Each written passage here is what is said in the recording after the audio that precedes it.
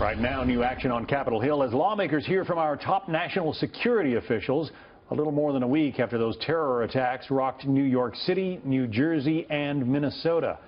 Kristin Fisher, live in Washington, keeping an eye on that. Kristin. Well, John, today both the director of the FBI and the Secretary of Homeland Security said the thing that keeps them up at night the most is the threat of another American citizen becoming self-radicalized and then carrying out an attack in their own country.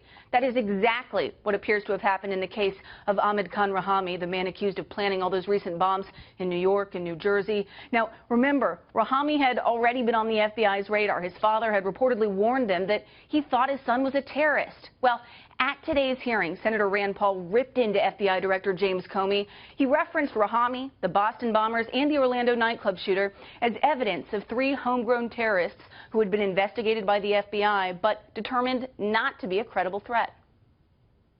I'm not here to say, gosh, FBI is terrible because it missed these things, but I'm also troubled, though, the FBI is unwilling to even admit that they may have made some mistakes. As long as I'm director of the FBI, we will stare back very carefully at what we do, and where we make mistakes, we will admit them. Now, the director of the National Counterterrorism Center brought up a different threat. He's worried about what happens when ISIS is crushed, when they lose their land. And ISIS has already lost half its territory in Iraq and nearly a quarter of its territory in Syria.